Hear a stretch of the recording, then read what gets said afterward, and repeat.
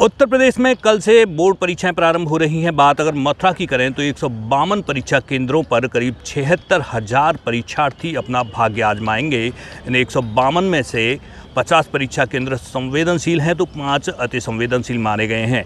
इस बार की जो परीक्षाओं में कई खास बदलाव किए गए हैं। एक बदलाव ये है कि जो ड्यूटी कक्ष निरीक्षकों या केंद्र व्यवस्थापकों की लगाई गई है वो सीधे इलाहाबाद स्तर से लगाई गई है। हालांकि इसमें कुछ त्रुटियां सामने आई हैं। बेसिक के जो कि सारे टीचर हैं वो ड्यूटी में लगा दिए गए हैं। इससे बेसिक की होने वाली परीक्षाएं खतरे में पड़ गई हैं। साथ ही साथ प्रधान अध्यापकों को कक्ष निरीक्षक बनाए जाने से उनमें भी आक्रोश है।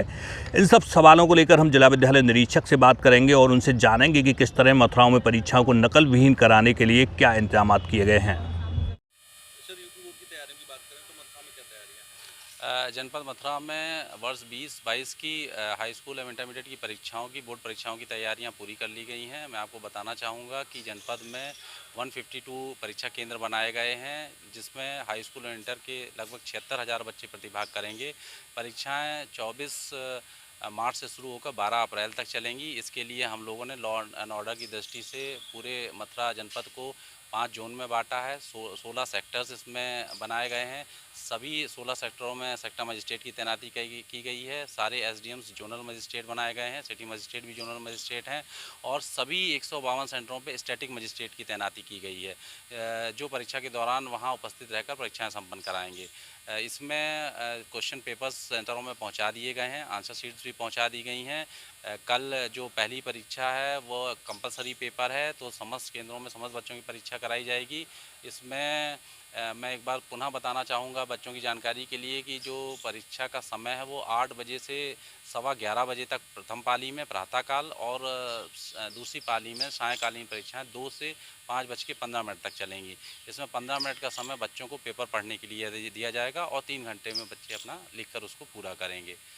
प्रयास ये किया जा रहा है कि जैसे वर्ष 2020 की जो हमारी रेगुलर परीक्षा हुई थी वो काफ़ी शुचितापूर्ण और नकल विहीन कराई गई थी। उसी के तर्ज पर इस बार भी 152 जो सेंटर हैं हमारे सब ऑनलाइन, यहाँ पर जो हमने कंट्रोल रूम बनाया है ज़िले का वो जीआईसी मथुरा में बनाया गया है। वहाँ से 152 सेंटर सीधे उससे ऑनलाइन कनेक्टेड हैं और ये सारे जो सेंटर्स हैं 152 सेंटर हैं वो ऑनलाइन स्टेट कंट्रोल रूम से भी कनेक्टेड हैं। तो हम लोग यहाँ से भी कैमरे के माध्यम से, वॉइस रिकॉर्डर के माध्यम से देख सकते हैं कि किस स्कूल के किस कमरे में कौन सा बच्चा परीक्षा दे रहा है। सभी चीज़ें सही ढंग से चल रही हैं कि नहीं चल रही हैं। कंट्रोल रूम की स्थापना कर दी गई है। संकलन केंद्र जो हमारा बनाया गया है वो जीआईसी मथुरा में ही बनाया गया है। परीक्षा समाप्त होने के बाद कॉपियाँ यहाँ संकलित की जाएंगी।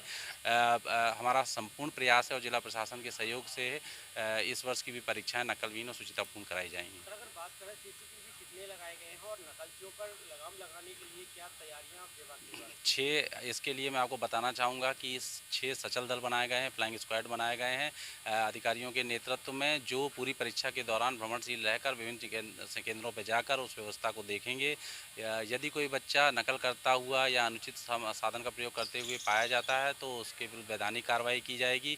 केंद्र व्यवस्थापकों की बैठक में जो जिलाधिकारी महोदय की अध्यक्षता में हुई थी उसमें स्पष्ट और सख्त निर्देश दिए गए हैं कि किसी प्रकार की कोई भी गलती अगर कोई करता है या दुराग्रह करने की कोशिश करता है तो उसको बड़े कड़े से कड़ी कार्रवाई उसके विरुद्ध की जाएगी। कितने ऐसे जो सेंटर हैं जो डिबार किए गए हैं और ब्लैकलिस्ट किए गए हैं? कोई भी सेंटर मैं आपको बताना चाहूँगा 152 सेंटर्स में कोई भी ऐसा सेंटर नहीं है जो डिबार या ब्लैक लिस्टेड हो। और ये इस बात का भी ध्यान रखा गया है कि बच्चों को बहुत दूर न जाना पड़े। बच्चों के जो सेंटर्स डाले गए हैं वो दूरी के हिसाब से देखकर डाले गए हैं। कक्ष निरीक्षकों की तैनाती में भी ये प्रयास किया गया है कि बहुत दूर से लोगों को ना जाना पड़े। तो पूरा प्रयास ये है कि एक अच्छे वातावरण में जो छात्र छात्राएं हैं वो बिना किसी भय के या डर विहीन माहौल में इस परीक्षा को संपादित करें। हाँ, इसमें 50 संवेदनशील केंद्र हैं और 5 अति संवेदनशील केंद्र हैं। संवेदनशील और अति संवेदनशील के पीछे का जो क्राइटेरिया है वो ये रखा गया है कि हो सकता है कि वो ग्रामीणांचल में हो या वहाँ पर जो पहुँच मार्ग है वो उतना सुगम ना हो, या विगत वर्षों में उस तरह के आसपास कहीं कोई घटनाएं हुई हैं उसको दृष्टिगत रखते हुए बनाए गए हैं। वहाँ पर हम लोग स्पेशली इस पर नज़र रखेंगे, ये प्रयास किया जा रहा है। सर, परीक्षाओं की ड्यूटी को लेकर भी बहुत सारे सवाल खड़े हुए। कक्ष निरीक्षक बना दिए गए, प्रधान अध्यापक उन्होंने विरोध जताया, प्रभावित हो रही है, इस पर कुछ सामंजस्य? हाँ, देखिए इसके लिए मैं आपको बताना चाहूँगा कि कल मैं स्वयं जिला विधिक शिक्षा अधिकारी के कार्यालय गया था और हम लोगों ने एक बैठक भी इसमें की। तो इसमें ये कर लिया गया है कि क्योंकि ड्यूटियाँ सॉफ्टवेयर के माध्यम से लगाई गई थीं और उसमें संभव है कि कुछ शिक्षक जो हैं वो जिनका उनका दूर अलॉटमेंट हो गया हो और कुछ प्रधानाचार्य भी कक्ष शिक्षक बना दिए गए हैं। तो जो प्रधानाचार्य कक्ष शिक्षक बनाए गए हैं उनकी ड्यूटियों को संशोधित कर दिया गया है।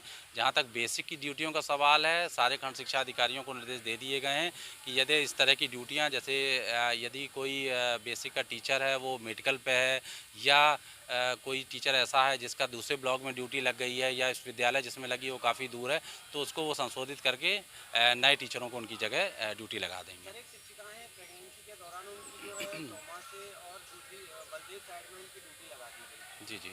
और उन्होंने एक एप्लीकेशन भी दिया था कि प्रेगनेंसी के दौरान उनकी जो ड्यूटी है वो नज़दीक ही रहे, जी जी। अन्य ब्लॉक में ना लगाई जाए। जी जी। क्या कहें? ये बेसिक के टीचर हैं। हाँ, तो बेसिक के टीचरों को तो हमने कह दिया है, खंड शिक्षा अधिकारी को निर्देश दे दिए गए हैं, वो उनको रिप्लेस कर देंगे। अगर इस तरह की कोई मेडिकल कंडीशन है और किसी को चिकित्सकीय कोई कारण है तो उसकी ड्यूटियों को बदल दिया जाएगा। किसी को भी प्रयास ये किया जा रहा है, हमारा पर्पज़ ये है कि ड्यूटियाँ सुगम हों और शिक्षक उसको कर पाएँ।